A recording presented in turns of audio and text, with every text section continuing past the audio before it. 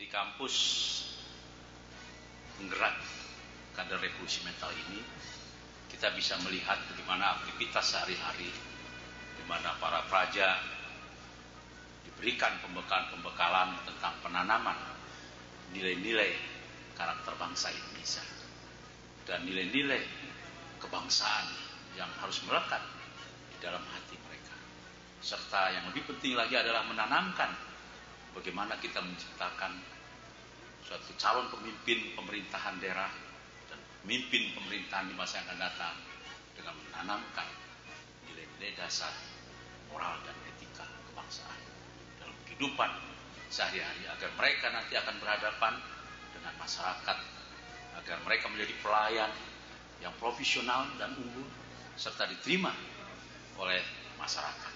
Kita akan lihat bagaimana perkembangan sejak diberdirikannya tahun 1991. IPDN ini telah melahirkan beberapa pejabat yang telah memberikan kontribusi besar kepada bangsa dan negara, baik dia sebagai seorang menteri maupun sebagai seorang gubernur, bupati, wali kota, dan pejabat negara lainnya. Itu adalah bagian daripada hasil yang dilaksanakan atau alumni dari para alumni APDN dan PDN. Pendidikan yang disaksikan oleh kita semua ini adalah bagian daripada proses penanaman nilai-nilai dasar kehidupan kebangsaan. Karena di dalam era globalisasi ini, persaingan antar bangsa di dunia ini membutuhkan fenomena dalam mengembangkan indikator pembangunan. Seperti yang dideklarasikan oleh Perserikatan Bangsa-Bangsa, bahwa negara-negara maju maupun berkembang itu membutuhkan indikator bagaimana dari Millennium Development Goal dan Sustainable Development Goal. Ini adalah suatu fenomena perkembangan yang harus diwadahi dan dikembangkan oleh profesionalisme bagi penyelenggara pemerintahan negara Indonesia. Nah, disinilah kita akan membangkitkan semangat membangun suatu negara dengan revolusi mentalnya, membangun suatu negara dengan nilai-nilai dasar kebangsaan.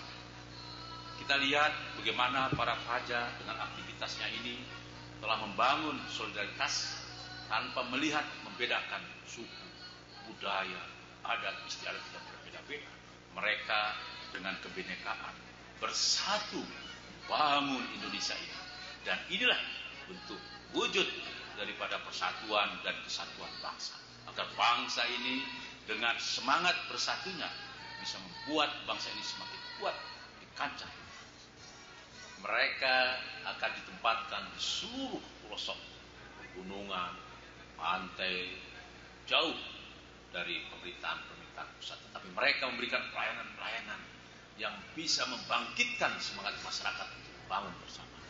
Inilah motivasi-motivasi yang menjadi motivator bagi penggerak pembangunan di kawasan-kawasan yang jauh dari pemerintahan. Justru mereka lah yang menjadi pelopor yang maju di depan dalam pemerintahan. Diharapkan alumni-alumni ini akan ditempatkan di seluruh wilayah Indonesia ini, sehingga mereka akan menjadi contoh keteladanan bagi pegawai negeri lainnya. Hadirin, mari kita lihat bagaimana aktivitas-aktivitas yang kita saksikan ini menjadi bagian daripada proses untuk menyiapkan mereka bekerja agar mendapatkan suatu proses yang terbaik dalam kinerja aparatur sipil negara. Mereka bagian daripada aparatur sipil negara sehingga nanti mereka akan bersatu, merubah mindset yang tadinya seolah-olah menjadi seorang pejabat, tetapi sekarang harus kita rubah semua itu menjadi pelayan-pelayan masyarakat. Inilah yang diharapkan oleh bangsa Indonesia. Pemimpinan pemerintahan di masa yang akan datang juga harus mengikuti perkembangan lingkungan strategis, di mana masyarakat dengan kemajuannya juga harus diikuti dengan kemajuan daripada pelayan-pelayannya. Dengan demikian, maka kelak kita tidak lagi terlalu banyaknya masyarakat dari luar negeri untuk membangun di negara kita. Justru dengan kualitas yang maju dari aparatur sipil negaranya ini, maka akan memberikan kemajuan bagi pembangunan tanpa harus sepenuhnya didukung oleh negara-negara lain. Dan justru kita akan memberikan kontribusi yang besar bagi negara lain. Inilah suatu gambaran bagaimana sesungguhnya membangun soliditas kegotong royongan dari seluruh para praja yang kita bisa saksikan bersama ini untuk mereka nanti bersama dengan masyarakat seperti yang digambarkan seperti ini. Dan mereka ini justru akan sama dengan masyarakat, membaur dengan masyarakat, dia tidak memisahkan diri, dan mereka akan melihat sentuhan getaran hati masyarakat dalam membangun karakter bangsa Indonesia. Inilah Institut Pemerintahan Dalam Negeri yang akan memberikan kontribusi besar bagi pembangunan negara kesatuan Republik Indonesia sebagai pemersatu kehidupan bangsa Indonesia.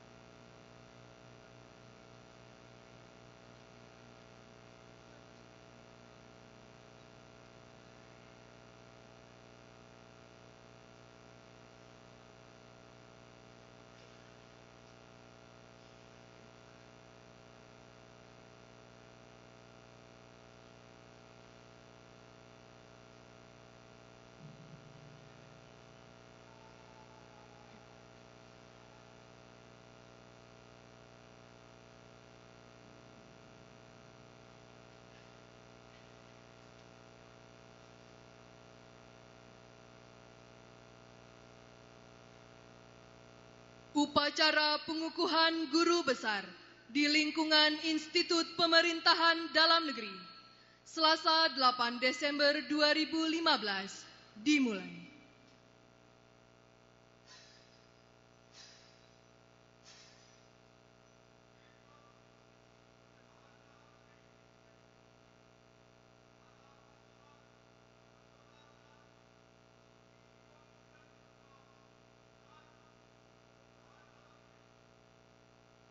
Hadirin dimohon berdiri.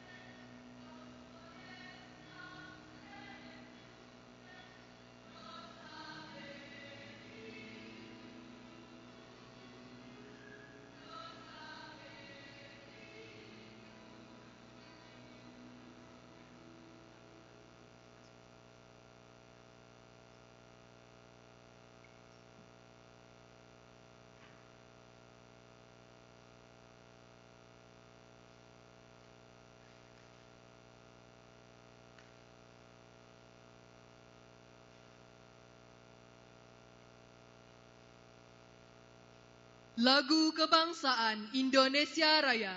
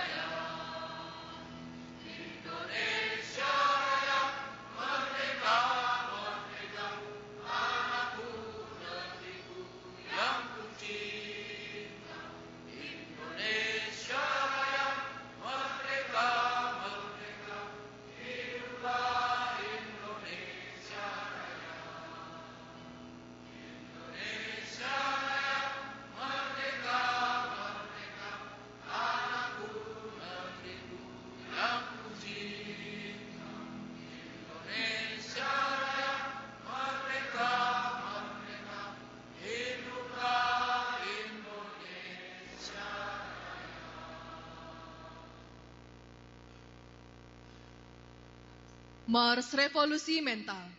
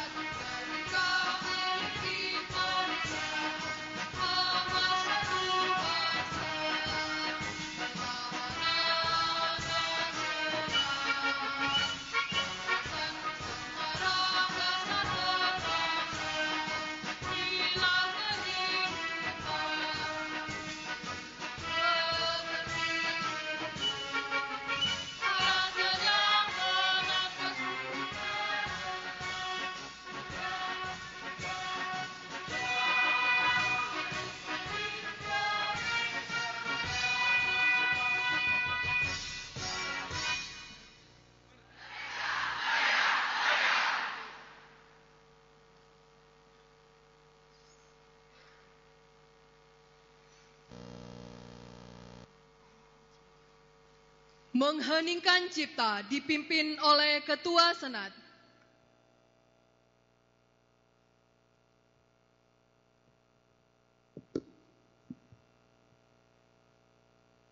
Bapak, Ibu, dan Saudara sekalian,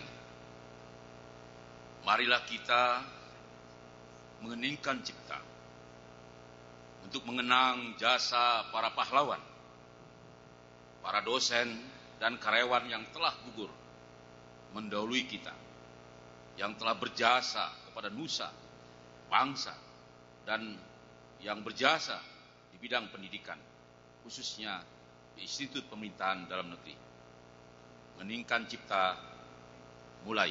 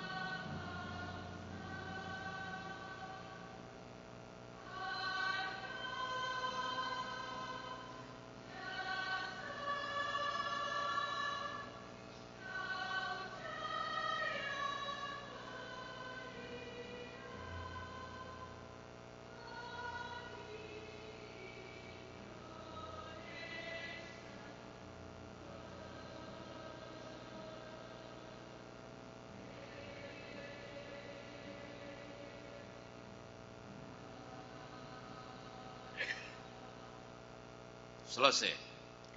Hadirin disilakan duduk kembali.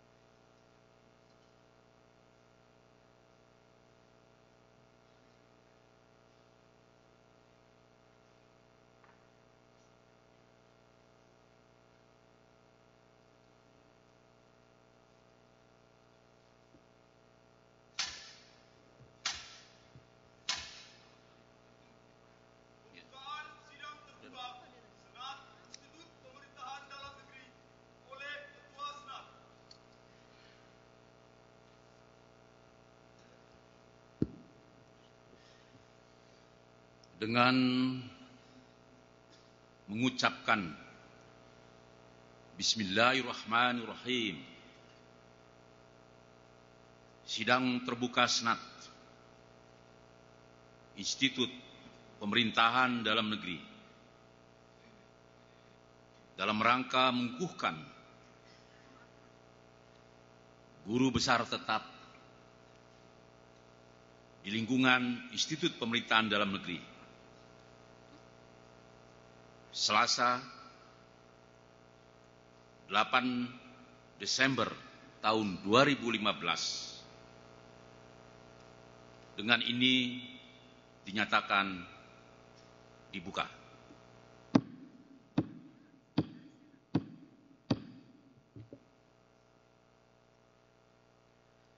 Pembacaan keputusan Menteri Riset Teknologi dan Pendidikan Tinggi tentang pengangkatan Profesor Dr. Doktorandus Haji Bahrullah Akbar, SEMBA CMPM, sebagai guru besar di lingkungan Institut Pemerintahan Dalam Negeri oleh Sekretaris Senat.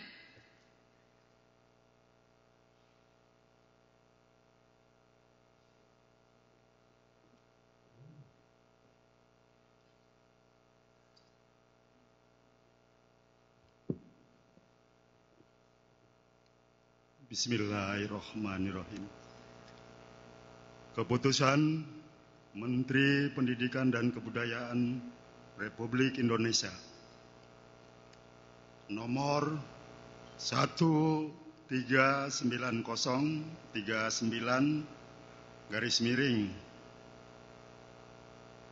A 4.3 KP _2014. Menteri Pendidikan dan Kebudayaan menimbang bahwa pegawai negeri sipil yang namanya tersebut dalam diktum pertama keputusan ini memenuhi syarat dan dipandang cakap untuk diangkat dalam jabatan akademik _fungsional dosen sebagai profesor atau guru besar. Mengingat pertama, Undang-Undang Nomor 14 Tahun 2005. Kedua, Undang-Undang Nomor 5 Tahun 2014 dan seterusnya sampai dengan nomor 9, yaitu Peraturan Menteri Pendidikan dan Kebudayaan nomor 1 tahun 2012, memperhatikan surat usul Sekretaris Jenderal Kementerian Dalam Negeri nomor 896/1033/SJ tertanggal 26 Februari 2014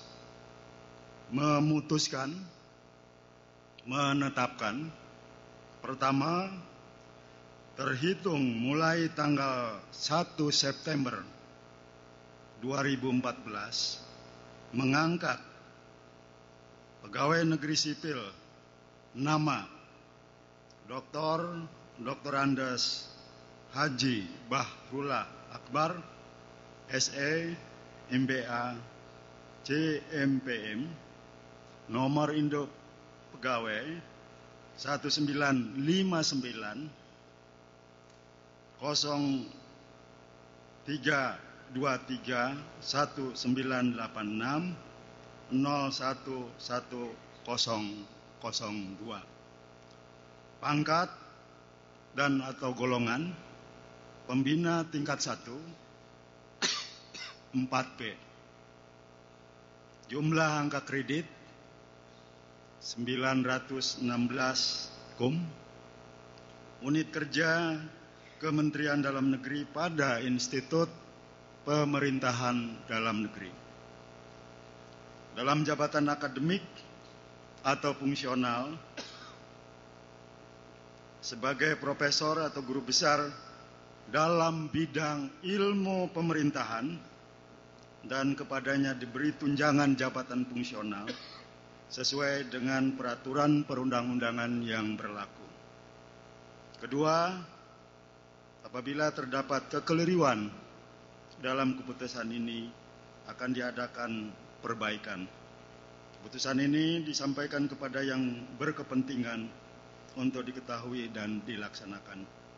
Ditetapkan di Jakarta pada tanggal 1 September 2014, Menteri Pendidikan dan Kebudayaan Muhammad Nuh ditandatangani.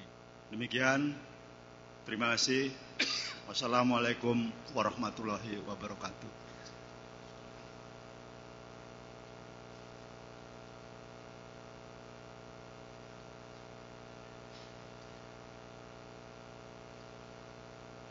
Pembacaan orasi ilmiah oleh Profesor Dr. Andus Haji Bahrullah Akbar, SE, MBA, CMPM.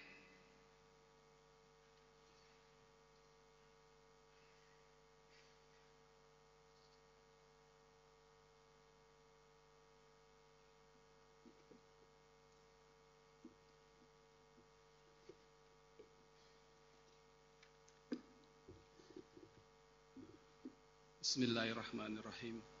Assalamualaikum warahmatullahi wabarakatuh. Salam sejahtera bagi kita semua. Om Swastiastu, Salam. Yang saya hormati Menteri Dalam Negeri Republik Indonesia, yang saya hormati Rektor Institut Pemerintahan Dalam Negeri, yang saya hormati Dewan Guru Besar dan Dewan Senat Institut Pemerintahan Dalam Negeri, Ketua, Wakil Ketua, dan anggota Badan Pemeriksa Keuangan Republik Indonesia, para anggota Dewan Perwakilan Rakyat dan Dewan Perwakilan Rakyat Daerah yang hadir pada pagi ini, para Gubernur, Bupati, dan Wali Kota beserta staf, para Dekan Institut Pemerintahan Dalam Negeri, para Ketua Jurusan, Widya Iswara, dosen, instruktur, dan staf pada Institut Pemerintahan Dalam Negeri, para pejabat kepolisian, TNI, dan di lingkungan Badan Pemeriksa Keuangan Kementerian Dalam Negeri, para hadirin undangan sekalian, para senior yang hadir pada hari ini. Pertama-tama izinkan saya mengucapkan rasa syukur kehadirat Allah Subhanahu wa Ta'ala atas acara pengukuhan guru besar yang dilaksanakan pagi ini. Salawat dan salam kita sampaikan kepada Nabi Muhammad SAW. Ucapan terima kasih yang sebesar-besarnya saya sampaikan kepada pihak-pihak yang telah membantu terselenggaranya acara ini. Wabil khusus ucapan terima kasih ini saya sampaikan kepada Ibunda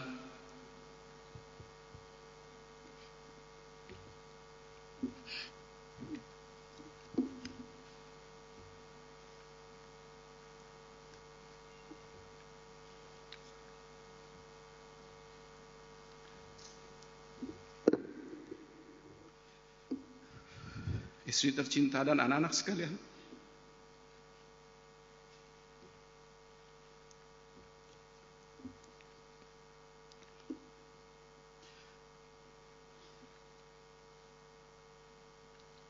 Para dosen dan guru besar, teman-teman sejawat, ketua, wakil ketua, dan para anggota BPKRI, terutama Bapak Hadi Purnomo yang hadir pada hari ini, para staf di lingkungan BPKRI, para dosen, sahabat, dan teman-teman yang satu persatu tidak dapat saya sebutkan, di mana interaksi dan komunikasinya selama ini secara langsung maupun tidak langsung menginspirasi saya untuk mencapai ke jenjang jabatan guru besar.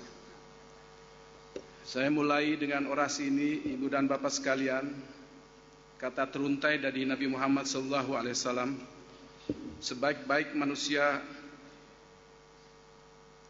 adalah yang paling bermanfaat bagi manusia, apa yang disampaikan oleh hadis riwayat Ahmad At-Tabrani, dan juga saya sangat menjunjung tinggi apa yang dikemukakan oleh para filsuf Yunani yang disampaikan oleh I.J. Kusumo, solus populi supreme lex, kesejahteraan rakyat adalah hukum tertinggi. Dewan Guru Besar, Dewan Senat, dan Ibu Bapak hadirin sekalian, selanjutnya izinkan saya menyampaikan orasi ilmiah ini dengan judul Fungsi Pengawasan Keuangan Negara sebagai katalisator tercapainya tujuan memajukan kesejahteraan umum. Fungsi pengawasan akan berjalan sesuai yang diharapkan apabila fungsi perencanaan dapat dibangun secara bersama dan bersamaan, ibarat mata uang koin satu, sisi lainnya sama-sama mempunyai nilai. Umar Chopra, seorang ahli ekonomi Islam, menyampaikan kekagumannya terhadap apa yang dicita-citakan Founding Fathers ketika awal Republik Indonesia ini berdiri. Kepada Profesor Sri Edi Suasono, Chopra mengatakan, "Your Founding Fathers were men of wisdom. They had seen the truth in the future." Ada 4 tujuan bernegara di Indonesia yang telah dicanangkan dan dicita-citakan, yaitu melindungi segenap bangsa Indonesia dan seluruh tumpah darah Indonesia, memajukan kesejahteraan umum, mencerdaskan kehidupan bangsa, dan ikut melaksanakan ketertiban dunia yang berdasarkan kemerdekaan, perdamaian abadi, dan keadilan sosial. Lebih jauh lagi, pemikiran para founding fathers kita dalam merumuskan tujuan bernegara tersebut bahkan dapat dikatakan jauh lebih lengkap dan lebih maju jika dibandingkan oleh pendapat-pendapat atau para pemikir filsuf terkenal yang pernah ada di dunia ini. Aristoteles menyatakan kesejahteraan umum jauh lebih penting dari sekedar mencapai kesejahteraan secara individu, karena kebaikan individu tersebut hanya dapat diraih di tengah masyarakat. Thomas Hobbes menyatakan bahwa manusia mempunyai hak yang sama dan bebas untuk mencapai kebaikannya. Namun kebebasan manusia tersebut tidak bisa dilakukan sebesar-besarnya karena dibatasi oleh kebebasan orang lain. Pernyataan Thomas Hobbes ini sejalan dengan tujuan pertama, karena negara melindungi segenap bangsa Indonesia, termasuk diantaranya membatasi kebebasan yang agar tidak dilakukan sebebas-bebasnya. Karl Marx menyatakan bahwa seluruh perkembangan sejarah manusia ditentukan oleh faktor ekonomi. Hal ini juga sejalan dengan tujuan kesejahteraan umum yang tidak terlepas dari berkembangnya ekonomi untuk mencapai kesejahteraan umum. Jean-Jacques Rousseau menyatakan bahwa satu-satunya cara untuk mencapai kehendak bersama dalam meraih kesejahteraan umum adalah dengan adanya pendidikan. Pendapat tersebut juga sejalan dengan tujuan negara untuk mencerdaskan bangsa. Al-Mawardi menyatakan negara mempunyai unsur, yaitu di dalamnya ada negara, ada penguasa yang berwibawa, ada terciptanya keamanan yang merata, terwujudnya kesuburan tanah, dan harus ada generasi. Selanjutnya, pengertian kesejahteraan umum dan sosial menurut pasal 1 Undang-Undang Nomor 11 Tahun 2009 tentang kesejahteraan sosial didefinisikan sebagai kondisi terpenuhnya kebutuhan material, spiritual, dan sosial warga negara agar dapat hidup layak dan mampu mengembangkan diri, sehingga dalam arti lain kemakmuran secara umum menggunakan pendekatan ekonomi makro seperti tingkat pengangguran, pendapatan, dan kemampuan daya beli.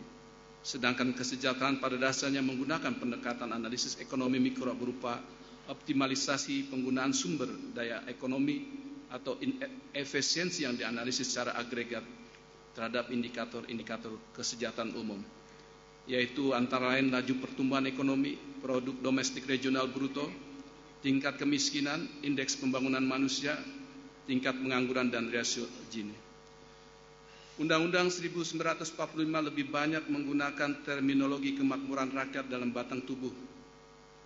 Selain terdapat pada pasal 23 ayat 1, kemakmuran rakyat juga digunakan dalam pasal 33 berbunyi, bumi dan air dan kekayaan alam yang terkandung di dalamnya dikuasai oleh negara dan dipergunakan sebesar-besarnya untuk kemakmuran rakyat. Namun dalam pembukaan undang-undang dasar tersebut, tujuan keempat bernegara adalah memajukan kesejahteraan umum. Perbedaan kemakmuran dan kesejahteraan menurut Summer terletak pada lingkupnya. Lingkup kesejahteraan hanya terbentuk pada kesejahteraan ekonomi seperti kemampuan manusia untuk memenuhi kebutuhan berupa sandang pangan, perumahan, kesehatan, dan pendidikan. Dalam lingkup yang lebih luas, kemakmuran terdiri dari kesejahteraan ekonomi dan non-ekonomi. Kesejahteraan non-ekonomi lebih banyak kepada pemenuhan faktor-faktor non-ekonomi seperti kebahagiaan. Menurut survei yang dilakukan oleh World Value Survey, menunjukkan hubungan yang tidak kuat antara pendapatan dan kebahagiaan. Semakin tinggi pendapatan ternyata tidak berhubungan dengan meningkatnya happiness index atau HI. Orang Indonesia mempunyai HI sebesar 185,7 dengan pendapatan per kapita hanya 3.475,25 sen dolar. Sedangkan orang Amerika Serikat mempunyai HI sebesar 186,3 dengan pendapatan per kapita hampir 20 kali lipat dari pendapatan per kapita orang Indonesia, yaitu sebesar 53.142,85 sen US dollar. Data ini menunjukkan bahwa yang perlu segera diperbaiki bagi Indonesia adalah indikator-indikator kesejahteraan umum.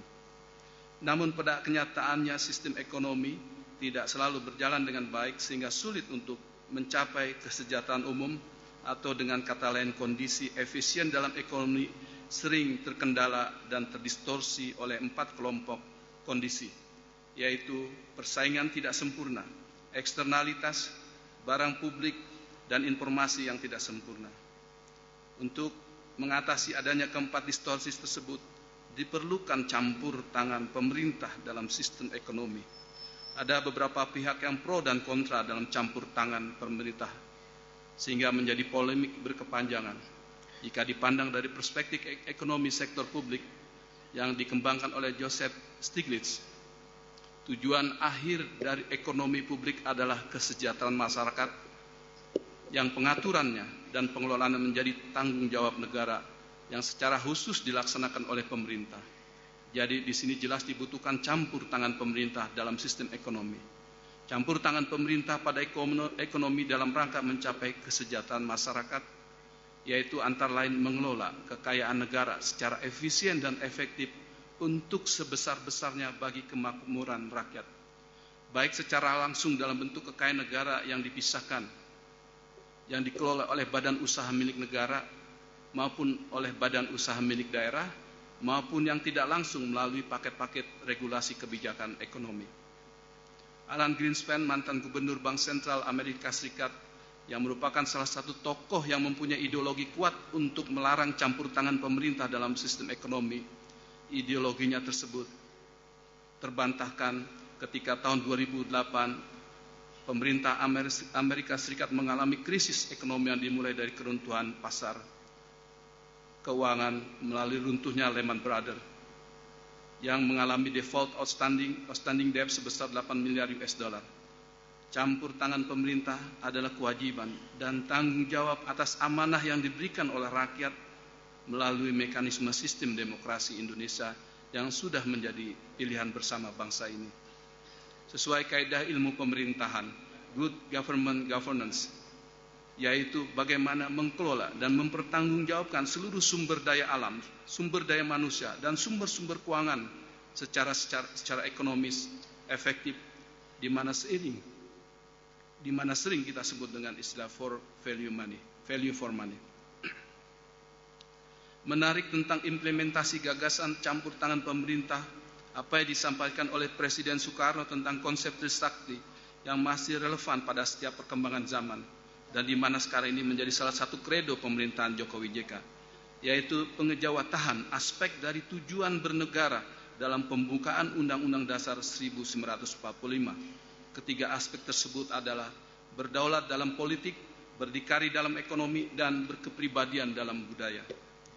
Tidak bisa dipungkiri lagi bahwa ketiga aspek tersebut saling berhubungan erat dan harus seiring dan sejalan, seperti yang diungkapkan oleh Bung Karno dalam pidatonya tanggal 22 Juni 1966, khusus mengenai prinsip berdikari. Ingin saya tekankan apa yang telah saya nyatakan dalam pidato proklamasi 17 Agustus 1965, yaitu pidato Takari, bahwa berdikari tidak berarti mengurangi, melainkan memperluas kerjasama internasional, terutama antara semua negara yang baru merdeka. Muhammad Hatta juga sebagai konseptor perekonomian Indonesia mengungkapkan konsepnya tentang ekonomi kerakyatan atau sering disebut dengan ekonomi sosialis ala Indonesia. Hatta bahkan dianggap telah meletakkan konsep-konsep ekonomi Islam pada saat pendirian Republik Indonesia. Hatta menolak penggunaan simbol-simbol Islam dalam pemikiran ekonominya karena akan ditolak oleh agama lain. Hatta lebih mendekatkan penerimaan ekonomi Islam secara substansial oleh agama lain tanpa menonjolkan simbol-simbol.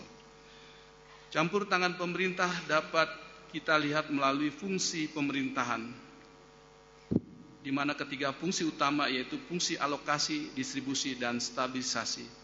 Menurut pandangan dan teori ilmu pemerintahan yang dikembangkan oleh Logman, seorang pakar ilmu pemerintahan dari Belanda, menyatakan bahwa pemerintah yang mengatur distrik atau bagian merupakan Bestuurdienst.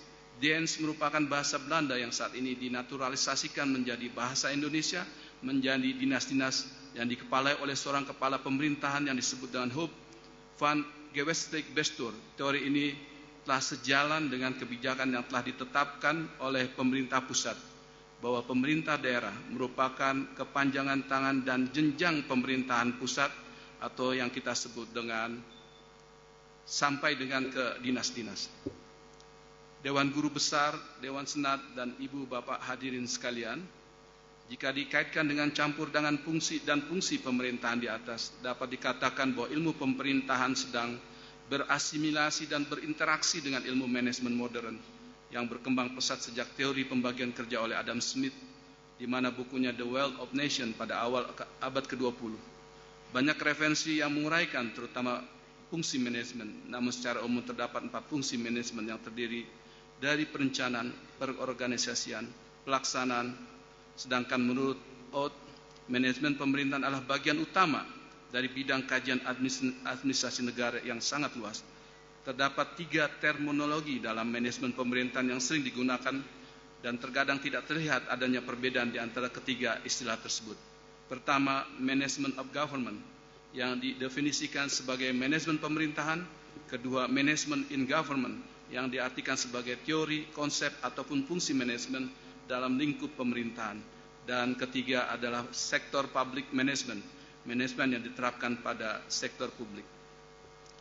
Stewart dan Ransom dalam McAfee and Lawton memberikan acuan atau pendekatan baru dalam manajemen pemerintahan, antara lain learning process, response and direction in strategy, the budgetary process, decision making, management control and management of action, the management of interaction, performance monitoring, staffing policies, relation with customer and citizen, dan public accountability. Berbicara fungsi manajemen pemerintahan, mari kita lihat sejarah awal tentang perencanaan di Indonesia, yaitu dimulai ketika Bung Karno sebagai Presiden Republik Indonesia pertama mengembangkan atau menyusun tentang pembangunan semesta berencana atau dikenal dengan PSB. Istilah PSB, Pembangunan Nasional Semesta Berencana tahun 1961 sampai dengan 1969, dianggap sebagai cikal bakal perencanaan strategis di Indonesia, meski tidak bisa dilaksanakan secara baik akibat adanya peristiwa Trikora dan G30 SPKI. PSD berisi rencana pembangunan dalam berbagai bidang yang terdiri dari 5 bidang, yaitu bidang mental agama, kerohanian penelitian, bidang pemerintahan dan keamanan pertahanan, bidang distribusi dan perhubungan, dan bidang keuangan pembiayaan. Kemudian dilanjutkan pada masa pemerintahan Presiden Soeharto, perencanaan negara dituangkan dalam garis-garis besar haluan negara, ditetapkan oleh MPR untuk jangka waktu 20 sampai 25 tahun. GBHN tersebut terafiliasi setiap 5 tahun dalam bentuk repelita, di mana GBHN dilaksanakan sampai dengan 6 repelita. Pada era reformasi, pemerintahan menerbitkan Undang-Undang Nomor 25 Tahun 2004 tentang Sistem Perencanaan Pembangunan Nasional. Sejak PBS, GBHN, dan RPJP disusun dan dilaksanakan, bangsa Indonesia masih belum keluar dari permasalahan kemiskinan, pengangguran, rendahnya indeks pembangunan manusia, dan ketidakberdayaan dalam memposisikan daya saing ekonomi secara bilateral, regional maupun global. Hal tersebut disebabkan antara lain, pertama, bahwa jargon perencanaan pembangunan hanya bersifat seremonial, as business as usual, tanpa arah yang komprehensif dan integratif, di mana lebih mengedepankan pekerjaan administratif dan teknis perencanaan dibandingkan bagaimana membahas kualitas perencanaan yang terkolerasi dengan tujuan berbangsa dan bernegara. Jika Bung Karno mengatakan bahwa kemerdekaan adalah jembatan emas menuju kehidupan berbangsa yang adil dan makmur, maka jika dianalogikan perencanaan pembangunan selama ini sampai dengan saat ini, boleh kita kemukakan bahwa bangsa ini masih duduk di depan pintu jembatan dan belum pernah ada arah perencanaan strategis yang jelas bagaimana kita mulai melangkah untuk berjalan, menyeberangi jembatan, dan merencanakan apa yang kita lakukan di seberang jembatan di sana. Kedua, kita tidak mempunyai dashboard keuangan negara berupa perhitungan sumber potensi keuangan negara atau penggalian revenue center bagi negara, antara lain berupa potensi pajak dan cukai yang belum tergali, timpangnya kemampuan pendapatan asli daerah dengan dana transfer, optimalisasi sumber daya alam, seperti yang kita ketahui bahwa ada aset senilai 245 miliar US dollar terhadap minyak dan gas yang selama ini kita tidak pernah letakkan di mana posisi aset tersebut untuk bisa di-leverage. Ketiga, tidak adanya koordinasi dan arah yang tepat dalam penyusunan perencanaan strategis pemerintahan pusat dan pemerintahan daerah untuk mencapai tujuan bernegara. Keempat, bahwa kekayaan negara yang dipisahkan, yang berada di badan usaha milik negara, badan usaha milik daerah, dan badan layanan umum, masih belum terjangkau dalam penyusunan rencana pembangunan secara komprehensif dan integratif. Kelima, perencanaan strategis yang disusun selama ini tidak melibatkan arah, tujuan, atau mempola pembangunan manusia Indonesia secara utuh, atau sekarang ini kita sebut dengan revolusi mental. Ini menandakan bahwa SDM tidak terdapat perhatian secara khusus dalam sasaran pembangunan. Berlanjut tentang fungsi pengawasan, terdapat 3 perspektif pengawasan yang terdiri: 1. Monitoring, 2. Evaluasi yang embedded dalam proses bisnis, aktivitas, organisasi, dan sistem, 3. Pemeriksaan. Fungsi pengawasan dalam struktur pemerintahan di Indonesia ada 3 jenis. Pengawasan yang terdiri dari 1. Pengawasan legislatif, Dewan Perwakilan Rakyat DPR, dan Dewan Perwakilan Daerah yang ditujukan untuk mengawasi eksekutif dalam rangka pelaksanaan amanah undang-undang, anggaran pendapatan dan belanja negara, serta kebijakan pemerintah. 2. Fungsi pengendalian intern yang berupa sistem pengendalian internal pemerintah SPIP. 3. Fungsi pemeriksaan pengelolaan keuangan negara yang dilaksanakan oleh Badan Pemeriksa Keuangan. BPK dapat memanfaatkan hasil pemeriksaan APIP dalam menyelenggarakan pemeriksaan pengelolaan dan tanggung jawab keuangan negara. Untuk keperluan tersebut, laporan hasil pemeriksaan intern pemerintah wajib disampaikan kepada BPK sesuai dengan pasal 9 ayat 1 dan 2 Undang-Undang Nomor 15 Tahun 2004. Pemanfaatan hasil pemeriksaan APIP tersebut dapat membuat pemeriksaan yang dilaksanakan oleh BPK lebih efektif guna menimbulkan manifestasi sinergi antara pemeriksaan intern dan pemeriksaan ekstern. Hal ini diperkuat oleh Instruksi Presiden Nomor 7 Tahun 2015, Inpres Nomor 7 tentang Aksi Pencegahan dan Pemberantasan Korupsi Tahun 2005, Angka 74 berupa optimalisasi pelaksanaan pengawasan eksternal dalam kerangka EMI, yaitu pengawasan eksternal memanfaatkan pengawasan internal, dan IME, pengawasan internal mendukung pengawasan eksternal. Dewan Guru Besar, Dewan Senat, dan Bapak Ibu hadirin sekalian, keuangan negara dapat dilihat dalam arti yang sempit dan lebih luas. Dalam arti sempit, keuangan negara hanya ditinjau dari sisi fiskal, dan dalam arti yang lebih luas, keuangan negara terbagi ke dalam 3 subbidang yang terdiri dari subbidang pengelolaan fiskal, subbidang pengelolaan moneter, dan subbidang pengelolaan kekayaan negara yang dipisahkan. Pemerintahan katalis melaksanakan peran pemerintahan untuk menempatkan birokrasi lebih sebagai pengatur dan pengendali daripada pelaksana langsung suatu urusan dan pemberian layanan. Hal ini mengandung makna bahwa pemerintah lebih banyak memberikan kesempatan kepada elemen masyarakat lain untuk berperan dalam membangun dan mencapai cita-cita bernegara. Pada dasarnya dianggarkannya pengeluaran pemerintah atau cost revenue merupakan salah satu pelaksanaan peran pemerintah dalam ekonomi melalui fungsi alokasi didasari adanya keterbatasan sumber daya yang dimiliki suatu negara. Pemerintah harus menentukan seberapa besar dari sumber daya yang dimiliki oleh dan akan digunakan untuk kepentingan warga. Total pengeluaran fiskal pemerintah baik pusat maupun daerah jika dibandingkan dengan GDP akan didapat rasio governmental expenditure terhadap GDP. Berdasarkan hipotesis yang dikembangkan oleh Garrett dalam publikasi United Nations for Development Program tahun 2006 dinyatakan bahwa pengeluaran pemerintah yang melebihi nilai pasar yang wajar akan mengurangi kemampuan negara tersebut dalam bersaing dengan negara lain dalam pasar internasional. Pengeluaran yang wajar tersebut masih menurut Garrett biasanya digunakan untuk belanja pertahanan, jaminan sosial, pengurangan kemiskinan, dan barang publik fundamental lainnya. Namun, hipotesis tersebut dibantah oleh Rodrik yang menyatakan terjadi korelasi yang positif antara tekanan perekonomian global dengan tingkat pengeluaran pemerintah. Tingginya tingkat pengeluaran pemerintah merupakan salah satu upaya yang dilakukan oleh dalam rangka meminimalisasi eksternalitas dari adanya globalisasi ekonomi. Hal ini dibuktikan dari data yang didapat oleh Tanzi dan survei yang dilakukan oleh OECD tahun 2004 berdasarkan data dari Tanzi pada periode sebelumnya adanya globalisasi ekonomi, rasio pengeluaran pemerintah terhadap GDP pada 14 negara industri menunjukkan rata-rata 23%. Sedangkan pada periode menjelang dan dilaksanakan globalisasi ekonomi, rasio pengeluaran pemerintah terhadap GDP meningkat menjadi rata-rata 40%.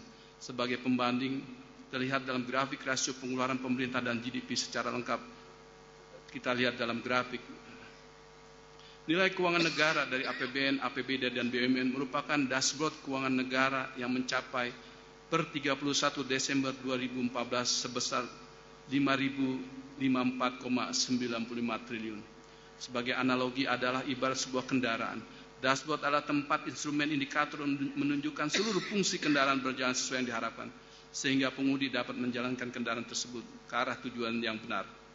Total keuangan negara tersebut berasal dari fungsi fiskal sebesar 1.876 triliun di APBN, yang 579,2 triliun ditransfer ke pemerintahan daerah dalam rangka perimbangan keuangan pusat dan daerah.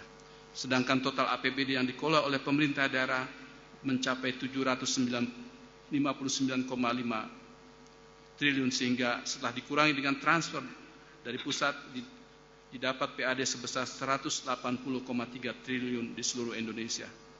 Keuangan negara sebagai fungsi moneter yang dikelola oleh Bank Indonesia berupa cadangan devisa per 31 Desember 2014 senilai 111.862 US dollar atau senilai 1.498,9 triliun. Sedangkan keuangan negara dari fungsi kekayaan negara yang dipisahkan berupa CAPEX dan OPEX dari BUMN sebesar 1.500 triliun. Jika dibandingkan dengan PDB, porsi belanja pemerintah dalam fungsi fiskal mempunyai proporsi rata-rata 70% sampai dengan 19%. Namun jika ditambahkan dengan CAPEX dan OPEX BUMN, maka proporsi belanja pemerintah dibandingkan PDB meningkat menjadi 31% sampai dengan 37%. Sebagai perbandingan proporsi belanja pemerintah dibandingkan GDP pada negara-negara yang mempunyai proporsi rata-rata pada tahun 2013 35%. Dengan demikian, persoalan kita adalah bagaimana memanfaatkan sebesar-besarnya dashboard keuangan negara ini sebagai bagian dari perencanaan pembangunan. Seperti telah dibahas di atas bahwa keuangan negara sebagai belanja pemerintah diharapkan dapat menjadi katalis dan memberikan daya dorong bagi pertumbuhan ekonomi dan kesejahteraan di Indonesia. Namun ada permasalahan yang dihadapi saat ini yang menyebabkan kurang optimalnya peran keuangan negara dalam ekonomi Indonesia. Pertama adalah Banyaknya aparatur yang merasa takut untuk menggunakan keuangan negara untuk melaksanakan program-programnya. Hal ini mengakibatkan rendahnya penyerapan anggaran baik di pemerintah pusat maupun pemerintah daerah. Data per Agustus 2015, APBN yang telah diserap oleh pemerintah pusat berada rata-rata di bawah 20%. Sedangkan APBD yang telah direalisasikan per 22 September 2015 rata-rata mencapai di atas 50%. Rendahnya penyerapan ini adalah salah satu indikator tidak berjalannya program-program yang direncanakan sehingga menstimulir pertumbuhan fiskal di daerah-daerah. Kedua adalah pertanyaan kita, kemana uang negara dibelanjakan? Ke belanja publikah atau belanja pegawai? Terdapat 7 juta pegawai negeri, hampir mencapai rata-rata 50% dari total APBN diserap oleh belanja pegawai dan penyertaan modal negara. Keleluasan uang negara untuk belanja publik seperti menambah infrastruktur, program pemberdayaan dan program-program lain yang dapat meningkatkan daya beli serta akses masyarakat terhadap kesehatan dan pendidikan diperkirakan porsinya hanya tinggal 20%. Ketiga, faktor lain adanya inefisiensi dan tindak pidana korupsi, yaitu menyebabkan ketersediaan uang negara. Dalam mendukung program-program yang diharapkan memberikan efek pengganda besar, berkurangnya daya beli masyarakat menjadi rendah. Dewan Guru Besar, Dewan Senat, Ibu Bapak hadirin sekalian, cita-cita para founding fathers kita sangat luhur dan sangat lengkap bagi kehidupan berbangsa bernegara dan merupakan arah fundamental bagi pelaksanaan negara. Continuous improvement peran pemerintah harus sejalan dengan berkembangnya ilmu pemerintahan, karena dasar tindakan pemerintah harus selalu bersumber atau didasari kepada tatanan akademis agar selalu menjadi semakin tertib pelaksanaan administrasi pemerintahan. Harus disadari tata kelola administrasi pemerintahan yang baik, good governance, masih bersandar kepada orang-orang atau birokrasi handal, mumpuni dan berintegritas. Mudah-mudahan ini bagian ke depan bahwa pembangunan sumber daya manusia pegawai negeri menjadi semakin lebih baik. Adapun dalam rangka menyimpulkan orasi 5 ini sebagai simpul untuk perlu dirancang bangun kembali tentang fungsi pengawasan keuangan negara sebagai katalisator tercapainya tujuan memajukan kesejahteraan umum sebagai berikut. Pertama, dashboard keuangan negara yang terdiri dari APBN, APBD dan BUMN yang nilainya mencapai 5.054,95 triliun untuk diupayakan menjadi penggerak pertumbuhan ekonomi dan kesejahteraan rakyat dalam bingkai satu perencanaan semesta. 2. Kualitas perencanaan yang baik dibangun dalam sistem perencanaan yang integratif dengan mengacu pada cikal bakal pengalaman sejak diberlakukannya PBS, GBHN dan RPJP yang terkait dengan arah tujuan berbangsa bernegara dengan tahapan-tahapan yang dibuat secara terukur dan pasti. Ketiga, terkoneksinya fungsi program dan kegiatan antara pusat dan daerah, manifold function. Keempat, menyiapkan sumber daya manusia sebagai subjek dan objek sasaran yang terukur dalam perencanaan pembangunan menuju manusia Indonesia yang mempunyai karakter berdikari, mandiri dan berkebudayaan sebagai suatu pembangunan national character building bangsa Indonesia. Kelima, menghitung kembali kemampuan sumber daya alam dalam rangka meleverage aset-aset seperti sumber daya minyak dan gas bumi serta agar menjadi sebesar-besarnya untuk kemakmuran rakyat. Keenam, meredefinisikan kembali fungsi pengawasan antara legislatif, DPR, DPD dan DPRD dalam mengawasi pelaksanaan undang-undang, APBN dan APBD. Ketujuh, mensinergikan pengawasan eksternal BPK dan internal BPKP dan BPK dengan fungsi pengawasan lembaga legislatif sehingga mencapai pengawasan yang efektif. Sebelum saya akhiri, izinkan saya memberi pesan kepada peraja, galilah ilmu sedalam-dalamnya melalui pendidikan, kuasai dan pahami. Tiada ada satupun sistem, metode, peraturan perundang-undangan dalam praktek pemerintahan good governance yang tanpa melalui kajian akademis. Agar dapat para peraja di kemudian hari di masa depan bisa menjaga pemerintahan ini secara akuntabel dan transparansi. Akhirnya barangkali saya tutup dengan burung cendrawasih di tanah Papua. Saya ucapkan terima kasih untuk semua. Wallahul muwafiq ila aqwamit thariq. Billahi taufiq wal hidayah. Wassalamualaikum warahmatullahi wabarakatuh. Om Santi, Santi, Santi Om. Salam.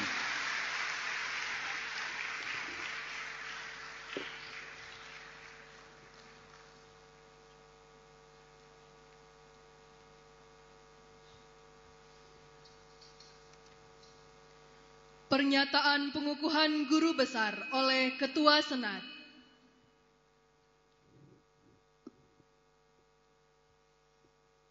Dengan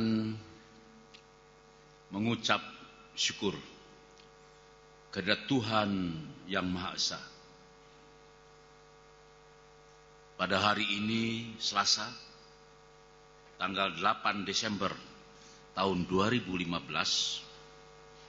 saya Rektor Institut Pemerintahan Dalam Negeri selaku Ketua Senat Institut Pemerintahan Dalam Negeri dengan ini mengukuhkan saudara Profesor Dr.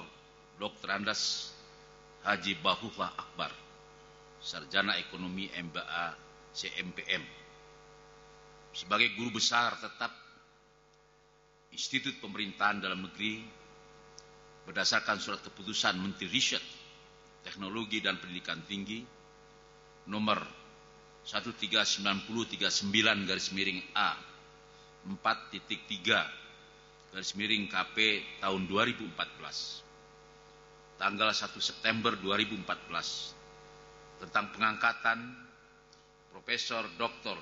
Andes Haji Bahrullah Akbar SE MBA CMPM sebagai guru besar tetap Institut Pemerintahan Dalam Negeri. Saya percaya bahwa saudara akan melaksanakan tugas dengan sebaik-baiknya sesuai dengan tanggung jawab yang diberikan. Rektor Institut Pemerintahan Dalam Negeri Profesor Dr. Andes Ermaya Suradinata SHMA MS. Penyerahan petikan keputusan Menteri Riset Teknologi dan Pendidikan Tinggi bagi guru besar yang telah dikukuhkan oleh Rektor IPDN selaku Ketua Senat.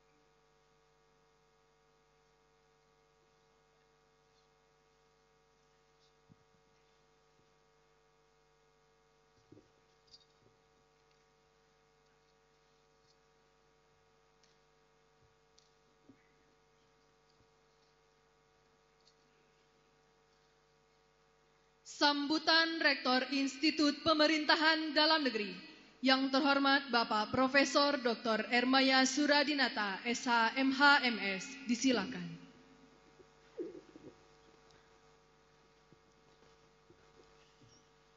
Bismillah. Assalamualaikum warahmatullahi wabarakatuh. Salam sejahtera untuk kita semuanya. Shalom. Om Swastiastu. Namo Buddhaya.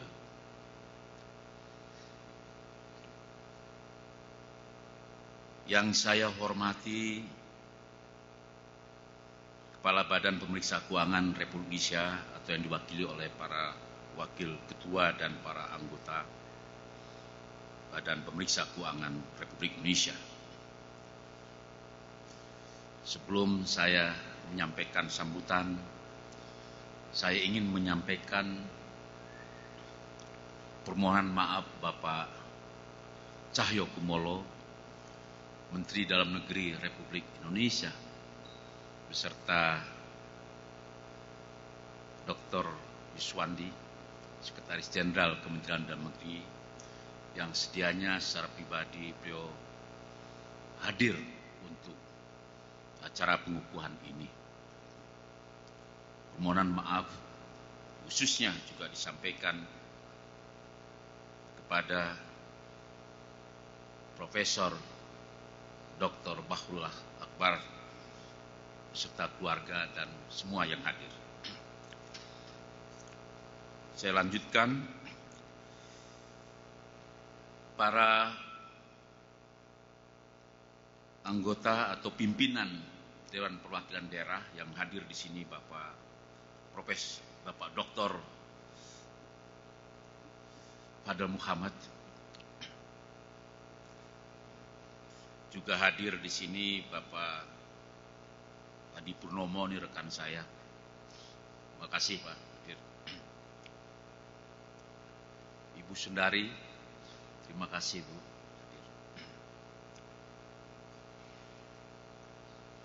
Ketua PKK IPDN Ibu Nur Eni,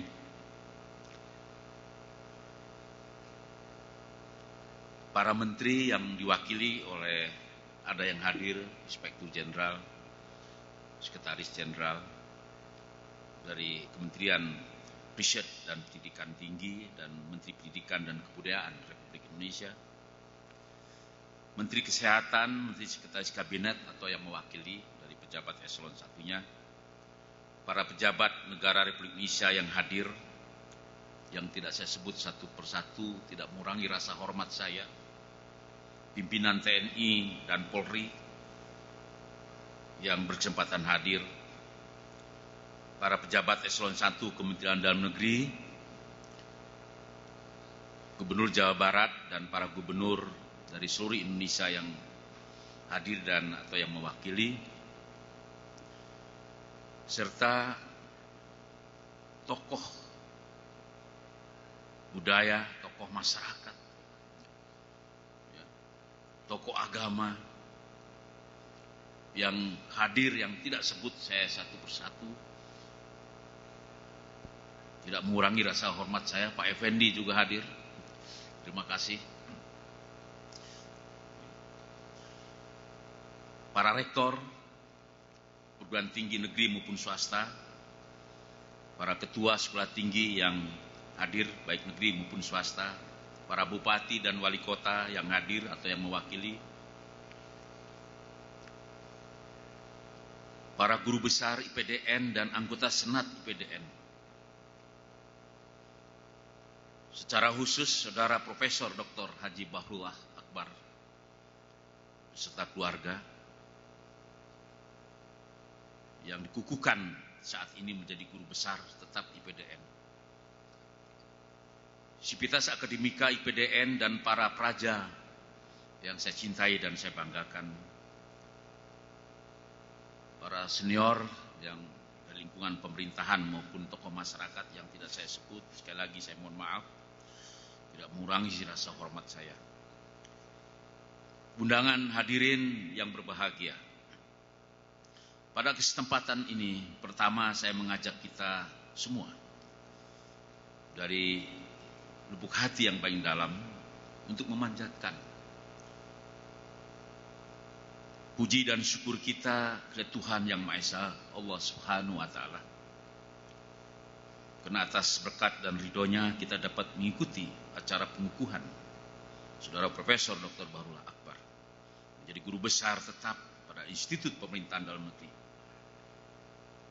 Peristiwa ini mengingatkan kita bahwa jabatan akademik guru besar merupakan jabatan fungsional tertinggi pada lingkup perguruan tinggi sebagai gambaran capaian prestasi akademik tertinggi yang dicapai oleh seorang yang memilih karier dan pengabdian sebagai seorang dosen.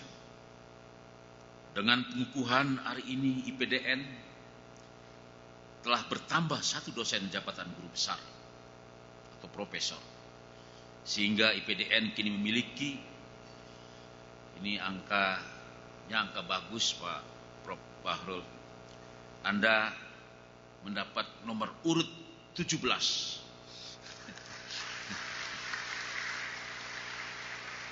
Guru Besar IPDN yang ke-17.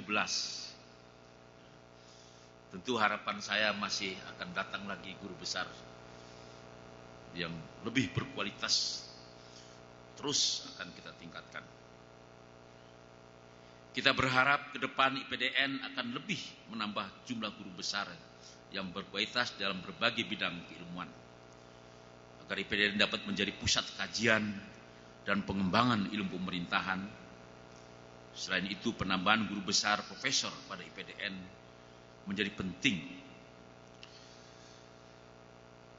IPDN yang awalnya dulu nama IPDN, Akademi Pemerintahan Dalam Negeri, dan sebelumnya disebut dengan ada KDC, ada Salapuda, dan seterusnya menjadi APDN, didirikan oleh Presiden Republik Indonesia tanggal 17 Maret 1956 di Malang dengan nama Akademi Pemerintahan Dalam Negeri.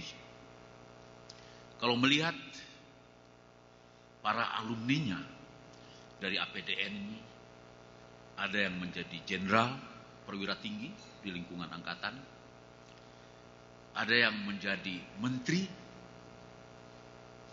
ada yang menjadi gubernur, ada yang menjadi bupati, ada yang menjadi wali kota, eselon 1, dan bahkan pengabdiannya ada yang menjadi guru besar di IPDN ini. Lebih dari 40.000 alumni dari mulai APDN, IIP, STPDN, dan sekarang IPDN.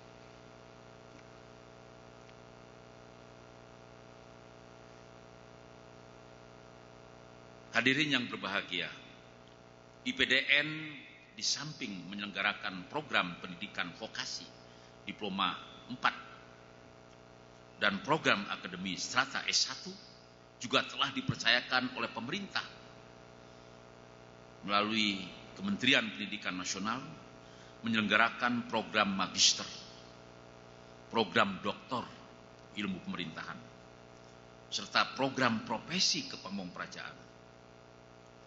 Kami berkomitmen untuk tetap menjaga kepercayaan ini dan senantiasa berupaya untuk mengembangkan program magister dan program doktor ilmu pemerintahan dan program profesi kepemimpinan untuk ditingkatkan manajemen akademiknya agar dapat menghasilkan lulusan magister dan doktor ilmu pemerintahan dan profesi kepemimpinan yang handal dan profesional yang mampu berperan aktif dalam memberikan kontribusi bagi penataan dan pengembangan tata kelola pemerintahan yang baik. Para undangan dan hadirin yang saya hormati, besok hari Selasa, hari Rabu, hari ini hari Selasa, besok hari Rabu, tanggal 9 Desember 2015, kita Bangsa Indonesia akan melaksanakan pesta demokrasi. Pemilihan kepala daerah langsung di 9 provinsi, 224 kabupaten dan 36 kota. Pesta demokrasi ini merupakan pilkada terbanyak pertama semenjak era reformasi yang diselenggarakan secara serentak. Pilkada serentak kedua kita akan laksanakan pada bulan Februari 2017. Pilkada serentak ketiga pada bulan Juni tahun 2019 dan pilkada serentak keempat pada tahun 2027. Dengan harapan pada tahun 2027 dapat terwujud pilkada serentak secara nasional bersamaan dengan pemilihan umum, anggota legislatif dan pemilihan presiden dan wakil presiden. Kebijaksanaan ini diarahkan untuk memperkuat sistem pemerintahan presidensial dan menghasilkan sistem pemilihan yang efektif dan efisien di Indonesia. Kita berharap dengan pelaksanaan pilkada langsung serentak dari waktu ke waktu dapat dijadikan sebagai wadah dari momentum peningkatan kesadaran politik masyarakat untuk berprestasi aktif dalam proses demokrasi nasional dan lokal. Partisipasi politik masyarakat dalam pilkada sangat menentukan kualitas demokrasi Indonesia, terutama dalam kesadaran dan kemampuan untuk memilih kepala daerah yang mampu membangun daerah lebih maju. Dari waktu ke waktu kita tidak berharap adanya kemunduran dalam proses demokrasi lokal di Indonesia. Dengan hadirnya para pemimpin pemerintahan di daerah yang dipilih melalui mekanisme pilkada, langsung akan tetapi tidak memiliki kemampuan yang cukup untuk memimpin dan membangun daerahnya menjadi lebih maju. Itulah sebuah tantangan.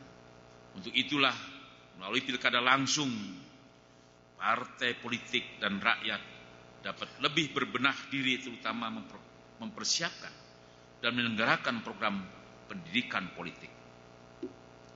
Untuk peningkatan kapabilitas dan keterampilan dasar di bidang politik, pemerintahan, administrasi, keuangan, dan kepemimpinan dari para kader partai politik dan tokoh masyarakat yang akan diproyeksikan maju sebagai calon kepala daerah dengan tingkat elektabilitas yang tinggi.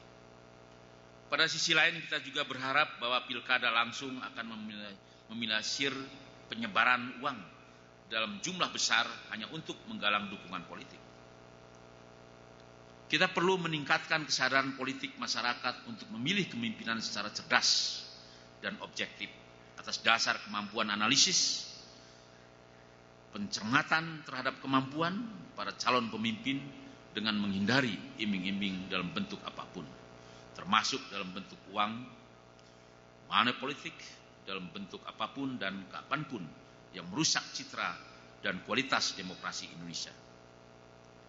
Perlu kita cegah dan kita berantas bersama. Biarlah proses pilkada langsung dan pemilihan umum di Indonesia ini berjalan secara wajar atas kesadaran politik dari partai politik dan masyarakat yang tinggi.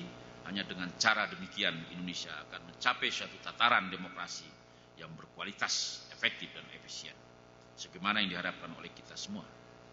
Dalam suasana praktek demokrasi yang efektif dan efisien ini, efektivitas ini dan agar berkualitas pada pencapaian hasilnya, kita dapat menyaksikan berkurangnya praktek-praktek korupsi pasca pilkada yang merusak tatanan penyelenggaraan pemerintahan. Untuk itu, saya mengajak kita semua untuk secara bersama-sama mengawal proses pilkada langsung di Indonesia agar dapat menjaring sosok kepala daerah yang memiliki kemampuan membangun daerah lebih maju dan tidak bertindak korup. Isu korupsi dewasa ini telah banyak melibatkan para kepala daerah pasca pemilihan kepala daerah yang sangat menghambat kelancaran penyelenggaraan pemerintahan di daerah. Untuk itu perlu peningkatan pengawasan pengelolaan keuangan negara baik pusat dan daerah. Sehubungan dengan itulah materi pidato ilmiah yang disampaikan oleh Saudara Profesor Dr. Bahrul Akbar yang dipaparkan tadi pada acara pengukuhan ini, saya menilai sangat relevan untuk dijadikan pedoman bagi pengawasan pengelolaan keuangan negara di pusat maupun di daerah. Kita berharap melalui pengawasan keuangan negara yang dilakukan secara sistematis dan efektif serta efisien, pengelolaan pemanfaatan keuangan negara akan dapat tepat sasaran sesuai dengan perencanaan, kebutuhan, pemanfaatan anggaran. Hanya dengan cara mengefektifkan pengawasan keuangan negara, berbagai program strategis yang telah direncanakan, terutama program-program strategis penjabaran dari nawacita yang telah dicanangkan oleh Bapak Presiden Joko Widodo, diharapkan bisa terus difokuskan untuk percepatan pencapaian kesejahteraan masyarakat di seluruh Indonesia dapat terwujud. Bapak, Ibu, dan hadirin yang saya muliakan, tantangan global, nasional, regional, dan lokal bangsa kita saat ini adalah bagaimana mempersiapkan kualitas sumber daya manusia Indonesia yang unggul agar mampu bersaing dengan percaturan global, nasional, dan lokal. Indikator-indikator itu telah juga dianalisis oleh Perserikatan Bangsa-Bangsa tanggal 18 Agustus tahun 2015. Kita ada 198 indikator dari 96 yang pada saat itu masih menggunakan sistem manajemen Millennium Development Goal, dan sekarang kita harus menggunakan sejak Januari nanti 2016 dengan Sustainability Development Goal. Perkembangan ini juga harus kita perhatikan agar bisa membangun kawasan ASEAN di mana Indonesia berperan dalam kawasan ASEAN Community-nya, agar kita bisa membangun bersinergi dengan bangsa-bangsa lain, tetapi juga memberikan kontribusi yang besar bagi kesejahteraan masyarakat bangsa Indonesia kita. Oleh karena itu, ada beberapa hal yang perlu kita ambil dalam langkah-langkah kebijakan strategis. Pertama adalah mempersiapkan masyarakat daerah agar memiliki daya saing memasuki pasar ekonomi ASEAN. Kedua, menata daerahnya agar memiliki daya tahan, daya tangkal, dan daya tarik bagi perekonomian masyarakat ASEAN. Dan yang ketiga adalah melakukan kerjasama antar daerah untuk saling membantu dan mengisi kekurangan yang secara nyata belum dapat dipenuhi masing-masing daerah. Harapan ini dapat dilakukan oleh pemerintah daerah karena dalam semangat otonomi daerah melalui Undang-Undang Nomor 23 2014 tentang pemerintahan daerah, pemerintah telah menyerahkan sejumlah urusan pemerintahan wajib dan pilihan serta urusan pemerintahan umum untuk dilaksanakan dengan sumber pembiayaan dari APBD maupun APBN. Sehubungan dengan itu, Kementerian Dalam Negeri tengah mempercepat penyusunan berbagai peraturan pemerintah amanat dari Undang-Undang Nomor 23 tahun 2014 sebagai pedoman dalam penyelenggaraan pemerintahan daerah. Hadirin yang berbahagia, penataan IPDN telah dan sedang kami lakukan, antara lain: pertama, penataan sistem pendidikan, pengajaran, pelatihan, dan pengasuhan yang terintegrasi atau bersinergi dengan mengedepankan sistem pengajaran yang efektif dan efisien, serta model pelatihan yang relevan dengan kebutuhan tugas, serta pembinaan pengasuhan yang menanamkan nilai-nilai dasar, termasuk nilai-nilai dasar kebangsaan dan revolusi mental, kepribadian, dan perilaku kepamongan. Kedua, program penataan dan pengembangan sistem pendidikan terutama pada 7 kampus IPDN di daerah agar sistemik dan terintegrasi dengan program pendidikan kampus pusat Jatinangor dan Cilandak di Jakarta. Tanggal 15 Juni tahun 2015, Presiden Republik Indonesia Joko Widodo pada saat mengukuhkan Pamong Praja Muda, beliau telah menetapkan bahwa IPDN Kampus Jatinangor ini adalah ditetapkan sebagai kampus pelopor penggerak revolusi mental.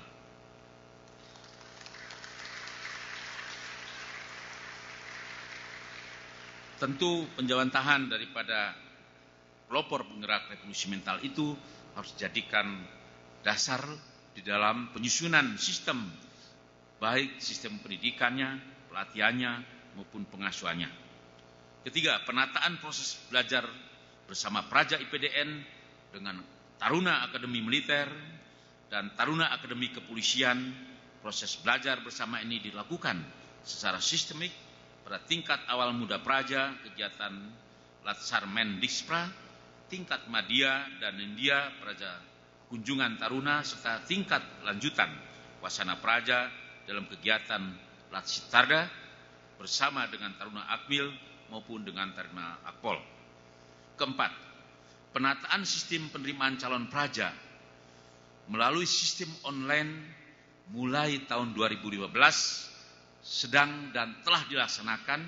Hasilnya yang baru dimulai tahun ini dari sistem seleksi online ini ada 7 tahapan seleksi telah terjaring dari 22.000 yang mendaftar yang memenuhi syarat 11.000,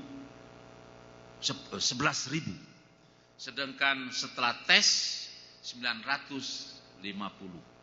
Kemudian dijaring lagi melalui tahapan-tahapan berikutnya 795 dari formasi 900 yang dikeluarkan oleh Menteri Pendayagunaan Aparatur Negara. Kemudian Dengan wawancara kemarin, tes terakhir juga termasuk tes kesehatan 2, kesemaptaan, sehingga akhirnya sekarang kita terjaring 721 muda praja tingkat 1 dan direncanakan jumlah kuota 900 dari jumlah kuota 900 hanya bisa mampu 721 karena persyaratan-persyaratan yang sangat ketat tadi. Artinya jumlah ini belum dapat dipenuhi karena proses seleksi yang sangat ketat tadi. Kelima, penataan kurikulum pendidikan yang lebih sesuai dengan perkembangan pemerintahan, khususnya kurikulum revolusi mental, sebagai penjabaran dari penetapan IPDN sebagai kampus pelopor dan penggerak revolusi mental oleh Bapak Presiden Jokowi tanggal 15 Juni 2015. Di kampus ini saat ini melantik proja muda lulusan IPDN angkatan pada saat melantik Praja Muda lulusan IPDN angkatan 22. Inilah yang membawa bahwa peran IPDN begitu banyak diminati sehingga seleksi yang kemarin yang dilakukan di ruangan ini terakhir sebagai pantohir, banyak juga yang sudah duduk di semester 5 kedokteran. Ada juga dari ITB, ada juga dari UI, ada juga dari Gajah Mada, Universitas Diponegoro, yang sudah di semester 2, di semester 3, kemudian mereka ada yang mengambil tes di IPDN dan lulus sampai seleksi akhir dan masuk ke dalam kelompok 721 itu.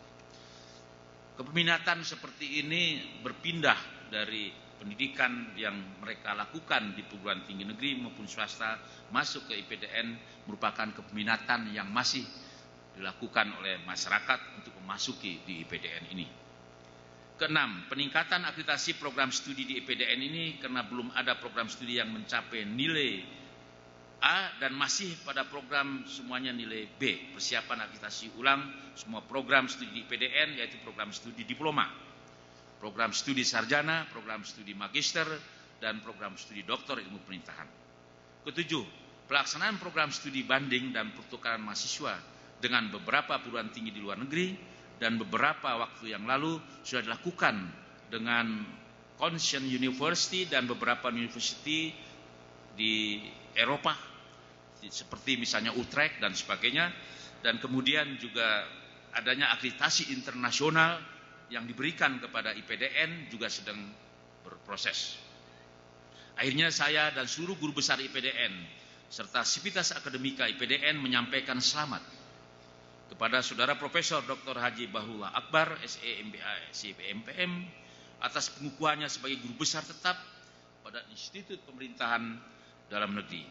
Saya menaruh banyak harapan kepada Profesor Dr. Bahrullah Akbar untuk bersama-sama dengan jajaran pimpinan IPDN untuk membangun IPDN menjadi lembaga pendidikan tinggi kepamungkarajaan yang lebih profesional dan berkualitas, serta dapat membantu penguatan program Kementerian Dalam Negeri sebagai kementerian poros pemerintahan yang efektif dan efisien yang telah dideklarasikan oleh Bapak Cahyokumolo selaku Menteri Dalam Negeri, bahwa Kementerian Dalam Negeri adalah kementerian poros pemerintahan.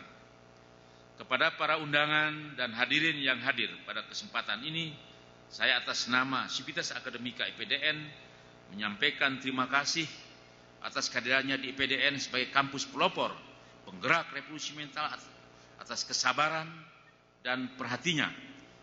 Terima kasih. Demikian beberapa hal yang dapat saya sampaikan dalam kesempatan yang berbahagia ini.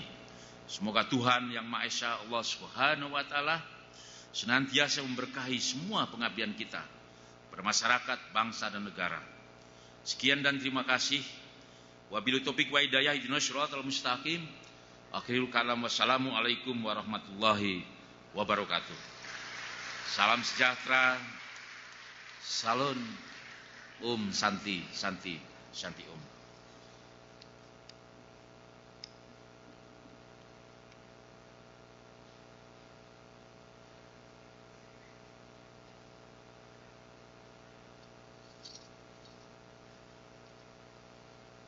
Himne Abdi Praja Dharma Satya Nagara Bakti.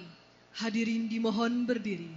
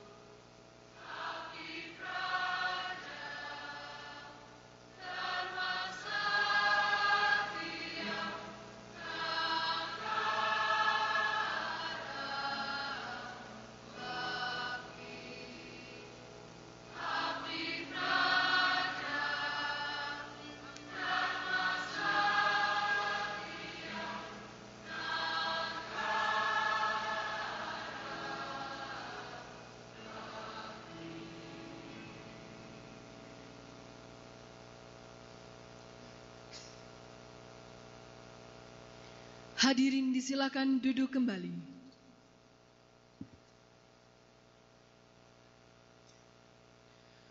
Pembacaan doa oleh pejabat kantor wilayah Kementerian Agama Provinsi Jawa Barat, Bapak Deden Farid Muhammad Yusuf.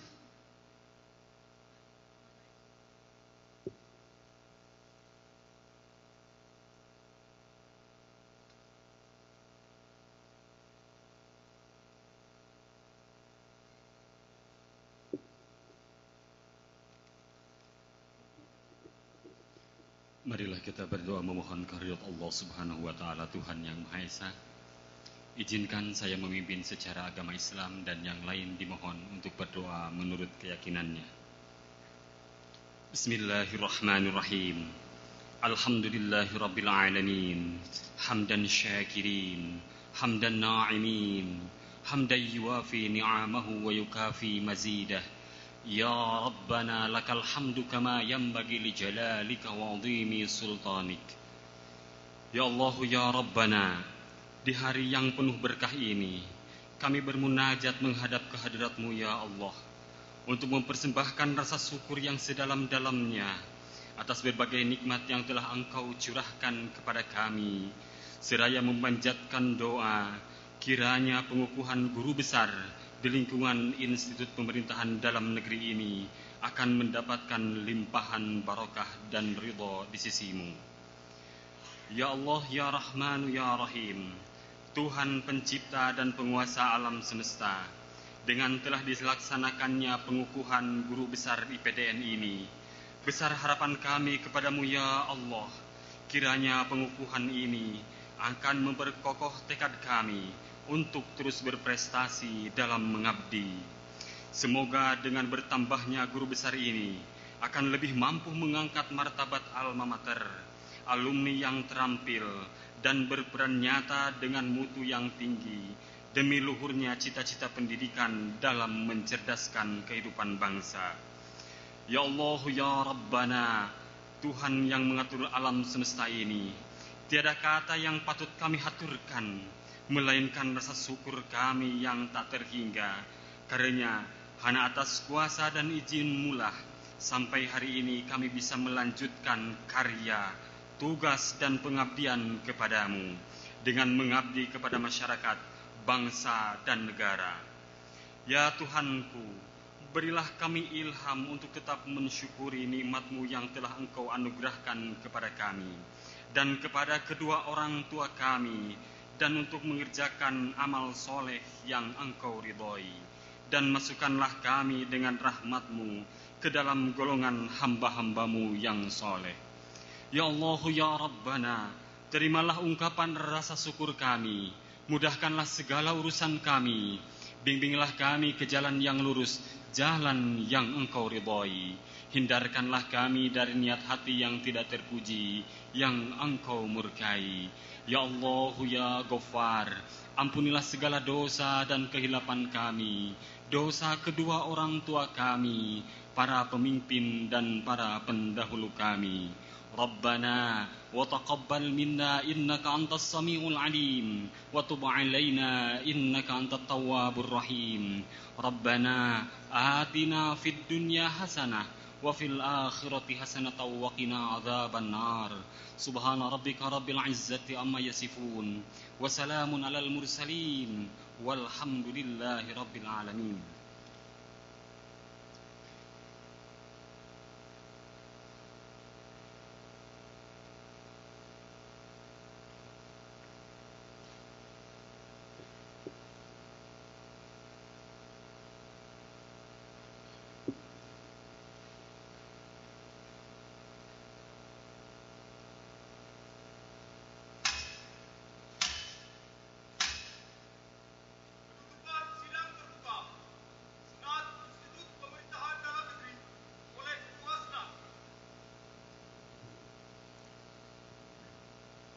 Hadirin yang berbahagia, tiba saatnya saya akan menutup sidang Senat Institut Pemerintahan Dalam Negeri dengan mengucapkan Alhamdulillahirabbil alamin. Sidang terbuka Senat Institut Pemerintahan Dalam Negeri dalam rangka pengukuhan guru besar tetap di lingkungan Institut Pemerintahan Dalam Negeri Selasa 8 Desember tahun 2015 pukul 10.45. Dengan ini saya nyatakan ditutup.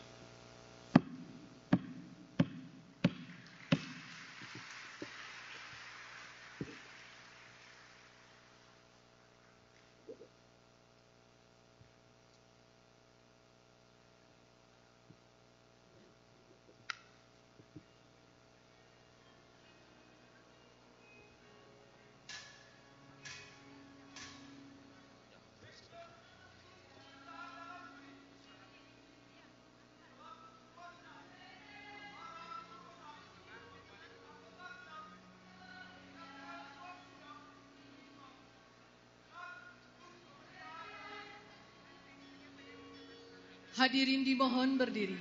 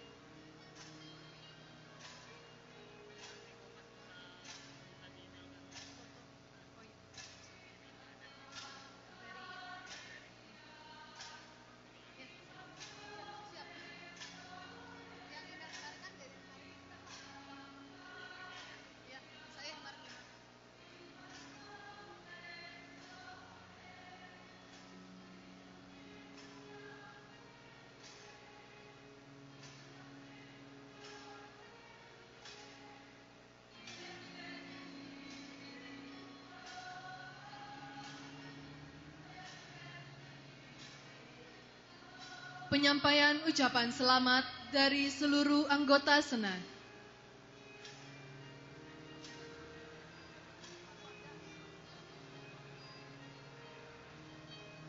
Dilanjutkan dengan penyampaian selamat kepada guru besar yang telah dikukuhkan.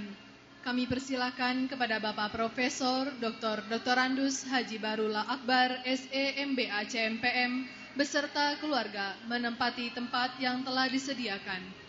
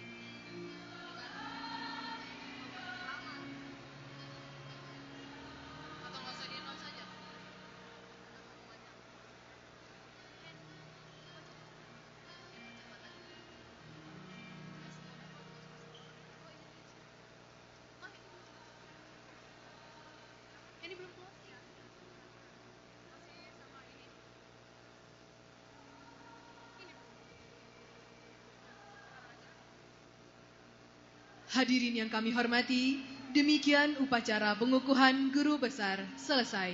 Kami atas nama panitia penyelenggara mohon maaf apabila terdapat kesalahan dan kekurangan selama acara berlangsung. Terima kasih atas kehadiran dan perhatian. Wabillahi taufiq wal hidayah. Wassalamualaikum warahmatullahi wabarakatuh.